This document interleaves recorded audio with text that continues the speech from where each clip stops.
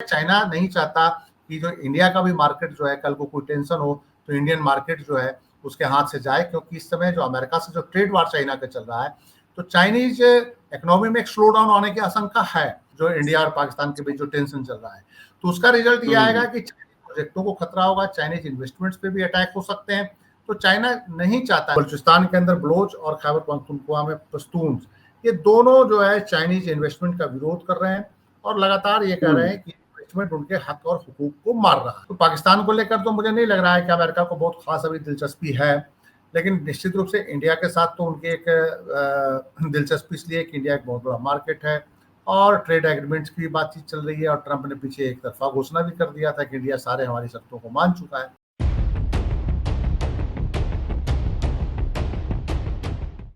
भारत और पाकिस्तान के बीच तनावपूर्ण स्थिति। विश्व की दो बड़ी शक्तियां अमेरिका और चीन, क्या है उनका स्टैंड? चीन शांति चाहता है, इस क्षेत्र में युद्ध नहीं चाहता। चीन का बड़ा इन्वेस्टमेंट पाकिस्तान में।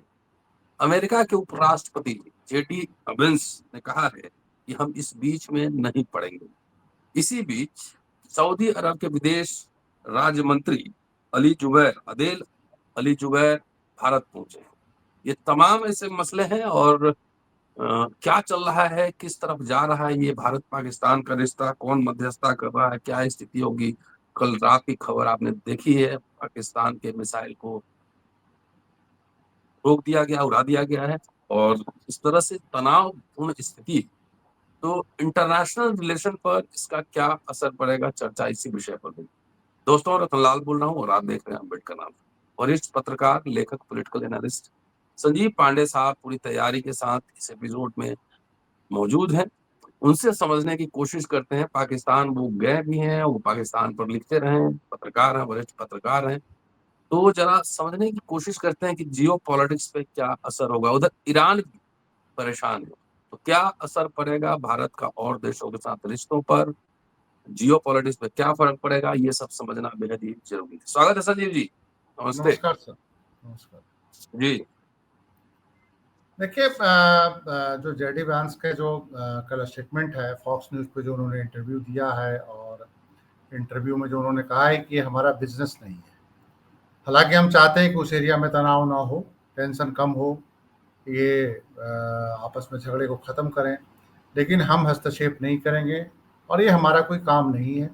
और बीच जो एक लड़ाई के बीच में हम तो बिल्कुल ही नहीं करेंगे।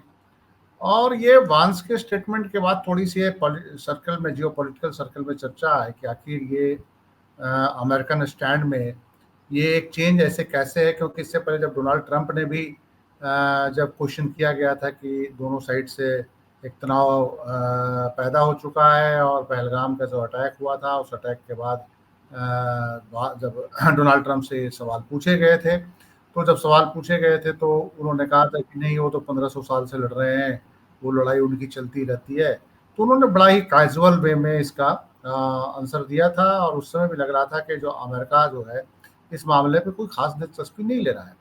और चूंकि अमेरिका की जो एशियाई रीजन में जो एक इंटरफेरेंस रहा है उसमें भारत पाकिस्तान एक बड़ा इंपॉर्टेंट इलाका रहा है, क्योंकि पाकिस्तान जियो पॉलिटिकली अमेरिका के लिए बहुत ही महत्वपूर्ण रहा 1980 से, जब सोवियत रूस की सेना 1970 की दशक में जब अफगानिस्तान के अंदर गई और अमेरिका ने उसको पाकिस्तान के जो जोग्राफी है उसका इस्तेमाल किया, जो अफगानिस्तान में जो सोवियत रूस के खिलाफ जो वार हुआ और उस वार में जो मुजाहिदीन तैयार किए गए तो पाकिस्तान के धरती पर तैयार किए गए थे।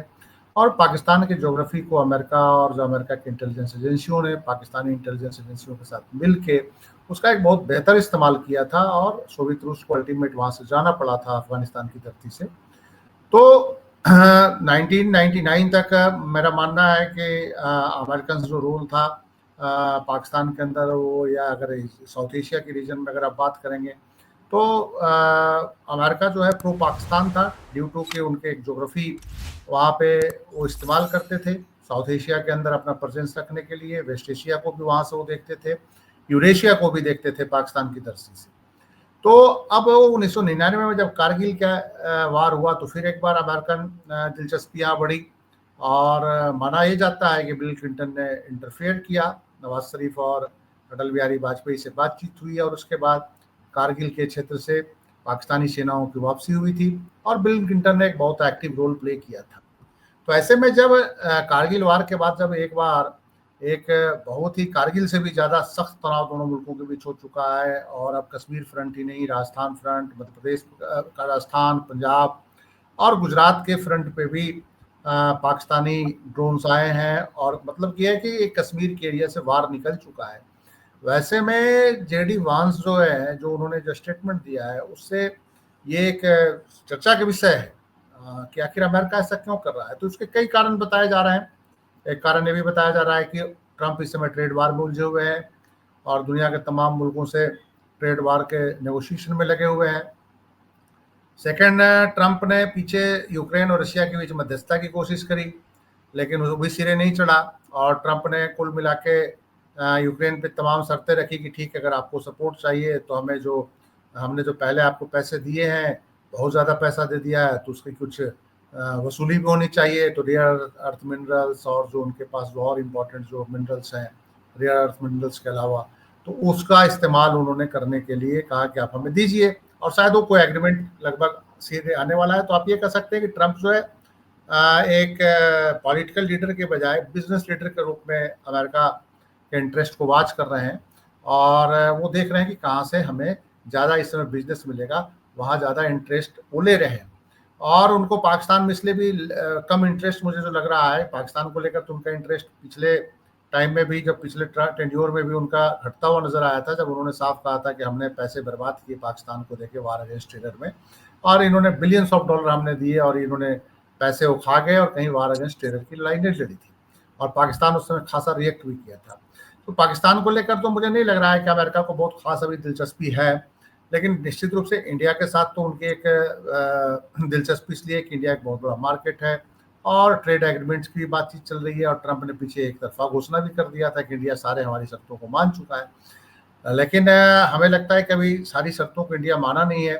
तो हो सकता है कि जेडी वांस या अमेरिकन प्रशासन कुछ प्रेशर भी इस एरिया में बनाना चाह रहा हो कि उसके हिसाब से काम हो और पाकिस्तान से तो उनको बहुत ज़्यादा कुछ लाभ मिलना नहीं है, वहाँ अगर कुछ देंगे भी तो उनको कुछ नहीं मिलेगा। पाकिस्तान टोटली इस समय चाइना के कंट्रोल में जा चुका है। तो इंडिया पे कहीं ना कहीं इस तरह की बातें करके वो या तो प्रेशर पॉलिटिक्स खेल रहे हैं जेडी वांस कि थोड़ा सा दबाव जब बढ़ेगा तो हो सकता है कि फिर हमारे पास वो आए और वो एक कह रहे हैं कि हम तो रिलेक्टेंट है भाई, अगर वार बढ़ गया तो आप लोग खुद संभाल लेना, हम लोग नहीं आएंगे बीच में। तो एक तरह से ये वार्निंग भी है। तो अब देखिए कि आगे फ्यूचर में क्या होता है, कैसे होता है, क्योंकि ट्रंप दरअसल जिस ढंग से ट्रंप का रवैया है थोड़ा सा गंभीर रवैया नहीं है। जिस ढंग से जेलेंस्की से उनकी बहस हुई वहाँ पे व्हाइट वॉल हाउस में प्रेस कॉन्फ्रेंस जब बहस हुई, तो उससे लगता है कि अमेरिकी प्रशासन जो है खुद इस समय बड़ी असमंजस की स्थिति में है, कंफ्यूजन की स्थिति में है और उन परिस्थितियों में क्या कहा जाता है कि वांस का बयान आया है और कहा जाता है कि वांस ही अमेरिका की फॉरेन पॉलिसी में इस समय एक इम्पोर्टेंट रोल प्ले कर रहे हैं कि कैसे अमेरिका का फॉरेन पॉलिसी आगे बढ़ेगा। और यह हो सकता है कि अमेरिकन जो एक आर्मामेंट इंडस्ट्री है उसका भी कुछ खेल हो कि अभी जब वार बढ़ेगा और हथियारों की खरीद फरोख्त बढ़ेगी तो इंडिया कुछ अमेरिका से भी खरीदे, कुछ एक्स्ट्रा चीज खरीदे। तो ये सारे पॉलिटिक्स मुझे लगता है कि चल रही है जेडी वांस के बयान से, जो मुझे एक आइडिया लग रहा है कि वो रिलेक्टेंट शो करके भी वो इस एरिया में इंटरेस्ट ले रहे हैं कि कोई भी उनके प्रेशर में आए और उसका बिजनेस बेनिफिट अमेरिका ले, चाहे वो भारत से ट्रेड एग्रीमेंट को लेकर हो, चाहे आर्मामेंट परचेज को लेकर हो। ये कुछ ना कुछ अमेरिकन गेम हो सकता है जहां तक मुझे लग रहा है। चाइना का बहुत ज्यादा इन्वेस्टमेंट है पाकिस्तान में और उनका एक बॉर्डर भी लगता है चाइना के साथ। तो चाइना तो शांति चाहता है, एक बयान उनका भी है। चाइना का क्या नजर? देखिए चाइना जो शी जिनपिंग जब 2013 में फुल फ्लेज वहाँ पे पावर में आए चाइना के अंदर, तो उनका एक बहुत इम्पोर्टेंट जो प्रोजेक्ट है बेल्ट एंड रोड इनिशिएटिव या ओल्ड सिल्क रोड या मैरीटाइम सिल्क रोड भी बोलते हैं। तो उसमें जो पाकिस्तान एक उनका इम्पोर्टेंट कॉरिडोर है उसमें बेल्ट एंड रोड इनिशिएटिव में। और बेल्ट एंड रोड इनिशिएटिव का एक बहुत बड़ा प्रोजेक्ट जो है चाइना पाकिस्तान इकोनॉमिक कॉरिडोर जिसको बोलते हैं, वो 2015 में शी जिनपिंग ने नवाज शरीफ के साथ समझौता किया था। और नवाज शरीफ के साथ समझौते के बाद कई इंपॉर्टेंट प्रोजेक्टों पर काम शुरू हुआ, और वो चाइना पाकिस्तान इकोनॉमिक कॉरिडोर का 4 पार्ट है। एक तरह से हाईवेज है, रेलवे लाइंस हैं, और पोर्ट्स हैं, पोर्ट्स डेवलपमेंट है, और एक जो है पावर प्लांट्स और एनर्जी सेक्टर में डेवलपमेंट का है। 4 मेजर जो सेक्टर है जहाँ पे चाइना पाकिस्तान इकोनॉमिक कॉरिडोर के तहत चाइना काम कर रहा है। और चाइना ने ऑलरेडी घोषणा करी थी कि हम 60 to 62 बिलियन डॉलर जो है पाकिस्तान के अंदर इन्वेस्ट करेंगे, और 26 से 27 बिलियन डॉलर चाइना पाकिस्तान में लगा चुका है।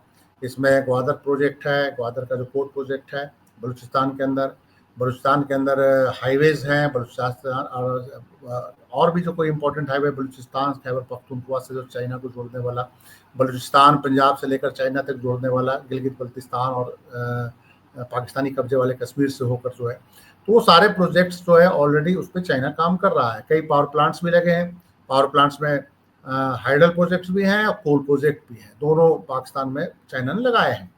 और उसमें से कुछ प्रोजेक्ट्स इंडस पे ही हैं, कुछ प्रोजेक्ट झेलम पे हैं।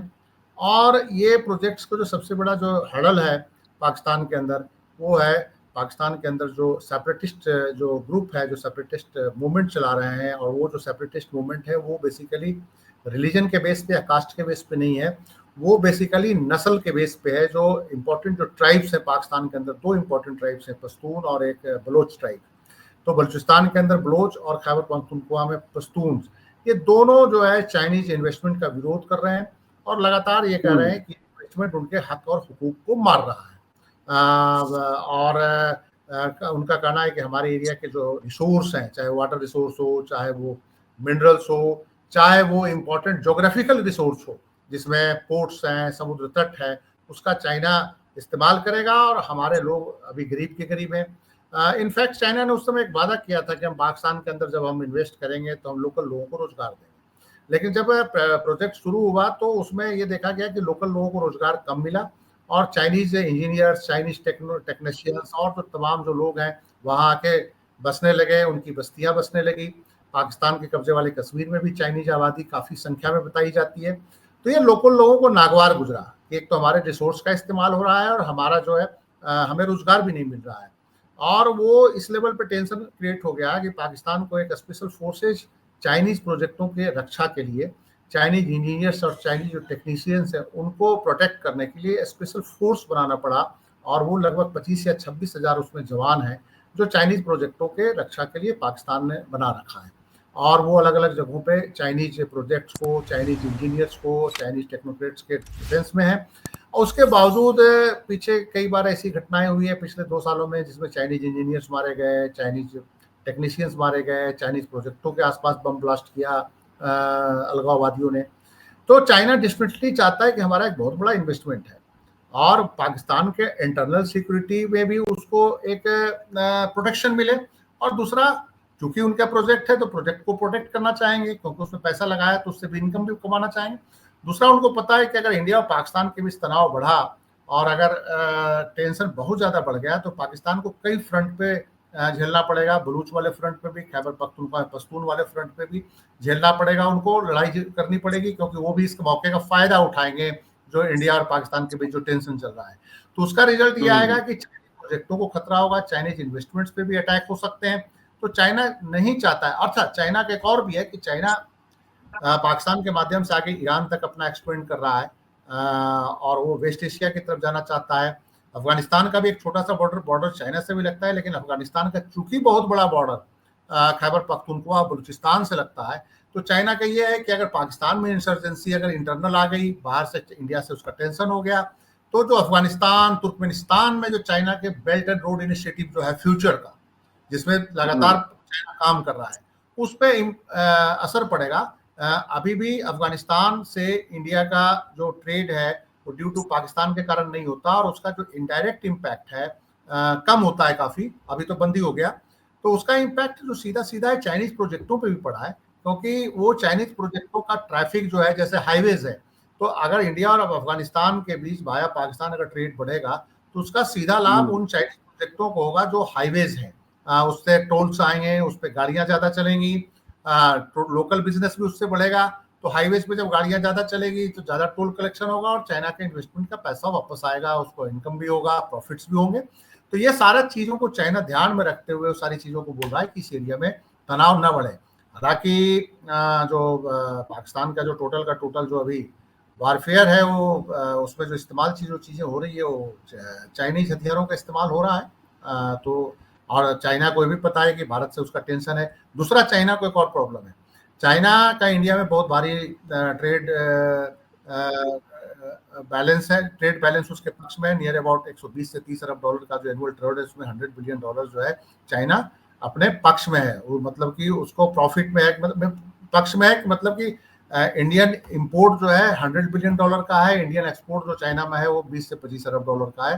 तो ये जो है चाइना नहीं चाहता कि जो इंडिया का भी मार्केट जो है कल को कोई टेंशन हो तो इंडियन मार्केट जो है उसके हाथ से जाए, क्योंकि इस समय जो अमेरिका से जो ट्रेड वार चाइना का चल रहा है तो चाइनीज इकोनॉमी में एक स्लो डाउन होने की आशंका है और उसका मैन्युफैक्चरिंग सेक्टर में बहुत ज्यादा प्रोडक्शन सारे पड़े हुए हैं और चाइना कहीं ना कहीं उसको डंप करने के कोशिश में है। तो उसमें साउथ ईस्ट एशिया, एशियान से लेकर इंडिया एक बहुत बड़ा मार्केट है जहाँ चाइना वो जो सरप्लस प्रोडक्शन है उसको डंप करना चाहता है। तो उसको पता है कि अगर किसी भी मोर्चे पे अगर हमको इंडिया से, अगर पाकिस्तान को लेकर इंडिया से अगर सीधा टेंशन हो गया तो सीधा इम्पैक्ट जो है वो ट्रेड वार पे पड़ेगा और इंडिया खुल के ट्रेड वार पे चाइना के अगेंस्ट हो सकता है, टैरिफ लगा सकता है। तो उससे चाइना को नुकसान होगा और चाइना वर्तमान स्थिति में नहीं चाहता कि चाइनीज इकोनॉमी स्लो डाउन की ओर और बढ़े और इंडियन मार्केट को उसे खोना पड़े अगर पाकिस्तान को लेकर अगर कोई टेंशन बढ़ेगा तो। मेरा ये मानना है।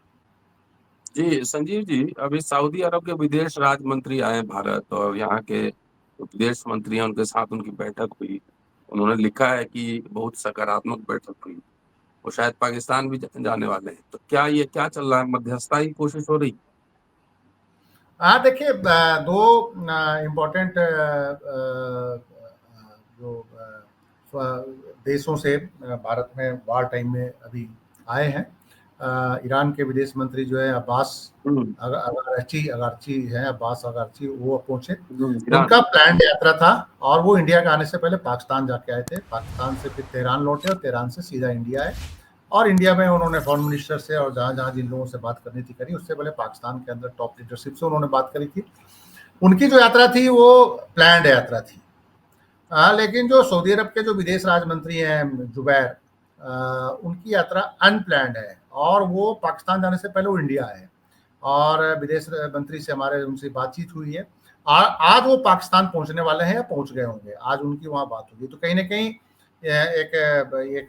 ये डिस्कशन में है कि जो विदेश मंत्री, जो राज्य मंत्री जो सऊदी अरब के जो आए थे, वो आने के बाद जो इंडिया का जो बातचीत हुई है तो इंडिया का मैसेज वो शायद पाकिस्तान में कन्वे करेंगे और कोई बीच का रास्ता निकालेंगे।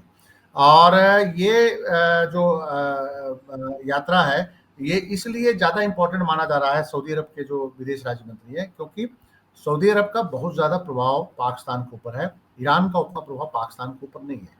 ईरान का बॉर्डर जरूर पाकिस्तान से लगता है, लेकिन चूंकि दो अलग अलग समुदाय के होने के कारण इस्लामिक स्टेट, इस्लामिक गणराज्य तो दोनों हैं, लेकिन सेक्टोरियल डिवीजन है दोनों मुल्कों के बीच। ये सुन्नी प्रभुत्व वाला पाकिस्तान है और वो सुन्नी प्रभुत्व वाला है। तो एक ज्योग्राफिकल और टैक्टिकल अलायंस तो पाकिस्तान के और अमेरिका के, ईरान के बीच है, लेकिन जो एक इमोशनल अलायंस जो सऊदी अरब से पाकिस्तान हमें अपने आप को इसलिए मानता है कि दोनों सुन्नी मुल्क हैं और सऊदी अरब के फैमिली का नजदीकी पाकिस्तानी एस्टेब्लिशमेंट 1960 के दशक से है, क्योंकि उस समय से ये पाकिस्तान के अंदर स्पेशल फोर्सेस जाते रहे हैं और उनकी फैमिली की सिक्योरिटी में भी रहे हैं।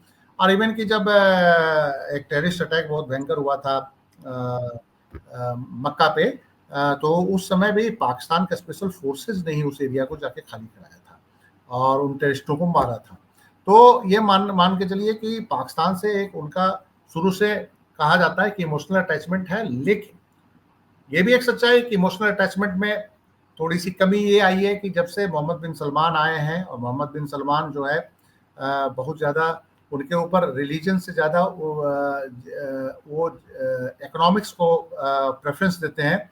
और जो पुराना जो सऊदी राज परिवार में जो एक ट्रेंड था कि सलाफी इस्लाम को, पूरे दुनिया में बहावी इस्लाम को जो लगातार जो फंड करते थे, उसकी तरफ से वो हटे और वो अपने मुल्क के अंदर भी एक क्या कहा जाता है लिबरल एटीट्यूड उन्होंने अपनाया वुमेन राइट्स को लेकर और तमाम चीज़ों को लेकर, और उन्होंने गैर इस्लामिक मुल्कों के साथ अपने रिलेशंस को सुधारने के लिए और अपने बिजनेस को डाइवर्ट करना कि पेट्रोलियम बेस सऊदी अरब की जो अर्थव्यवस्था है उससे वो एग्रीकल्चर आईटी की तरफ डाइवर्ट करने के लिए डाइवर्सिफिकेशन की तरफ बढ़े। तो ऐसे में इंडिया उनके लिए बहुत इंपॉर्टेंट देश बन गया। पेट्रोलियम के कारण भी इंपॉर्टेंट देश इंडिया इसलिए है कि इंडिया 85% जो अपना जो तेल की जरूरत है वो आयात करता है, और उसमें सऊदी अरब एक मेजर उनका सऊदी अरब एक मेजर एक्सपोर्टर है इंडिया का, इंडिया को भेजता है वो तेल। और भारत के जो कॉर्पोरेट सेक्टर है जिसमें मुकेश अंबानी जी हैं, उनके साथ उनके यूएई के साथ भी उनका ज्वाइंट इन्वेस्टमेंट है मुकेश अंबानी का। तो मैं समझता हूं कि जो इंडियन कॉर्पोरेट सेक्टर से 2000 के बाद, धीरूभाई अंबानी के बाद, खास करके मुकेश अंबानी के टाइम में सऊदी राज परिवार इनके काफी नजदीक आया अंबानियों के, और ये एक ट्रेड जो एक डिप्लोमेसी है दोनों के बीच वो काफी गंभीर हुई। तो कई बार बताया जाता है कि पहले भी 2000 के बाद भी जब भी कई बार क्राइसिस आया तो इंडियन कॉर्पोरेट सेक्टर के इंटरफेरेंस से और सऊदी राज परिवार के इंटरफेरेंस से वो सारे क्राइसिस को दूर किया गया। ये हमेशा डिस्कशन में रहता है। इवन कि जब बॉम्बे अटैक भी हुआ था तो उस समय भी सऊदी अरब के जो राज परिवार था उसकी उन्होंने इंटरफेयर किया और उसमें इंडियन कॉर्पोरेट सेक्टर की भी मदद ली गई थी।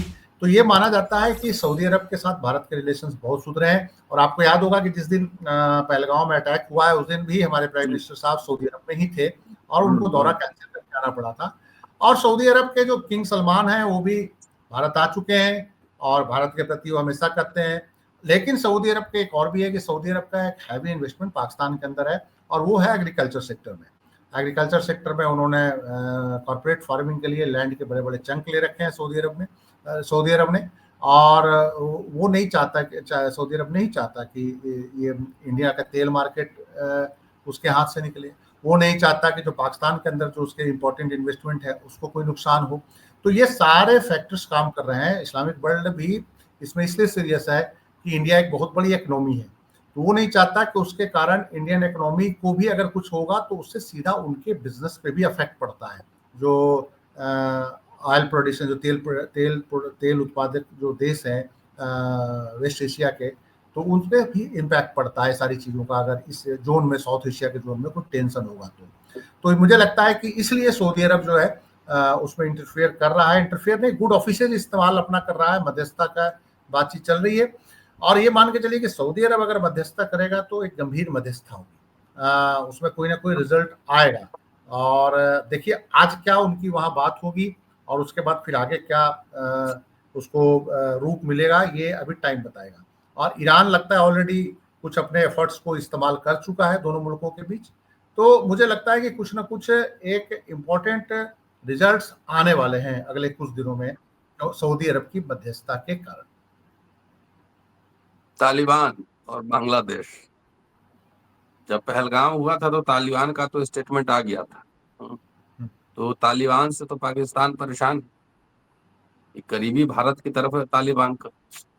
देखिए हिस्टोरिकल अगर आप देखेंगे, जैसे 1990 के बाद 1990 के आसपास की स्थिति जब बदली तो उस समय तो ये तय था कि अफगानिस्तान के जो रेडिकल्स मुजाहिदीन थे और वो जो सारे थे वो पाकिस्तान के आईएसआई के प्रभाव में थे, और आईएसआई ने वही मुजाहिदीन तालिबान बना ले गए थे जो अमेरिका के और आईएसआई के द्वारा तैयार किए हुए थे। अफगान में और में इन्वॉल्व थे रशिया के अगेंस्ट।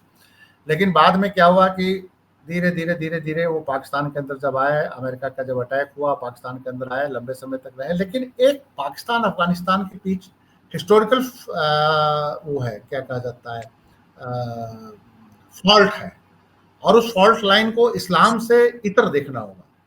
देखिए जो रेशियल जो एक कंट्राडिक्शन है इस्लाम के अंदर, जिसमें तुर्क, मंगोल, पश्तून, पंजाबी जो है, इनमें एक नस्ली कंट्राडिक्शन है। और जब 1898 में ब्रिटिशर्स ने डुरंड लाइन खींचा और उसमें जो पाकिस्तान के बहुत सारे पश्तून इलाके जो थे वो सीधा जब पाकिस्तान में आया, और 7 ट्राइबल एजेंसियां और खैबर पख्तूनख्वा, जिसको किसी ज़माने में सीमांत प्रांत कहा जाता था पाकिस्तान का। वो जब पाकिस्तान के हिस्से में आया ड्रोन लाइन के बाद, तो उसको अफगान ने तैयार नहीं किया, अफगानियों ने उसको स्वीकार नहीं किया था। और जो अफगानी थे वो मैक्सिमम जो थे उधर भी पश्तून रह गए, जो अफगानिस्तान में रह गए, और इस साइड में भी मेजोरिटी पश्तून थे। और उनका कहना था कि आर्टिफिशियल डिवीजन है, हम इस डिवीजन को नहीं मानते। वो कंट्राडिक्शन आज भी है।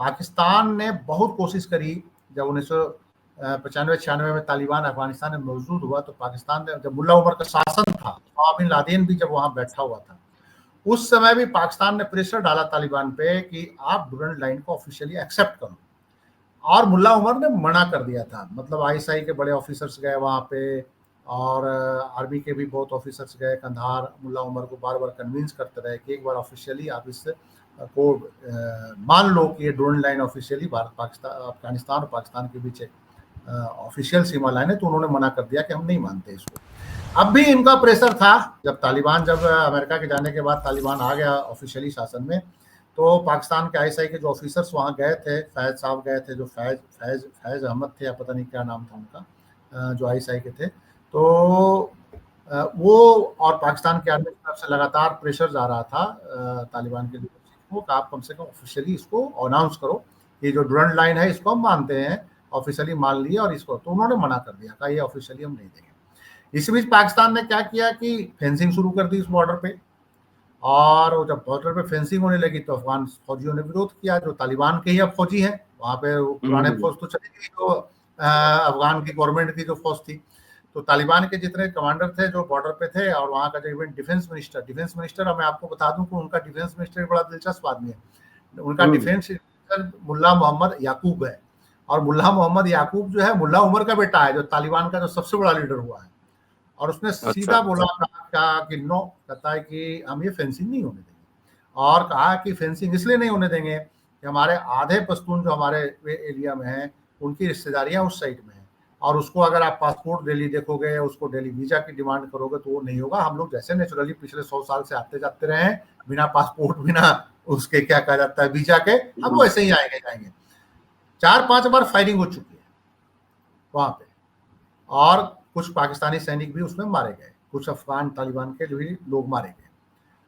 और उसके बाद टेंशन इस लेवल पे बढ़ गया कि अफगान सरकार का जो प्रवक्ता था, तालिबान का जो एक प्रवक्ता था, उसने बांग्लादेश वार का उस एक पॉपुलर फोटो को शेयर कर दिया, जिस फोटो में साइन करते हुए, जिसमें नियाजी जो है, पाकिस्तान के जो लेफ्टिनेंट जनरल नियाजी थे, के नियाजी, उन्होंने अमीर अब्दुल्ला खान नियाजी साहब जो थे, वो सरेंडर कर रहे हैं जगजीत सिंह अरोड़ा के सामने और साइन कर रहे हैं। और उन्होंने ये फोटो शेयर करते हुए लिखा, कहा कि ज्यादा गलतफहमी ना पालें, हम भी यही हसर आपका कर सकते हैं।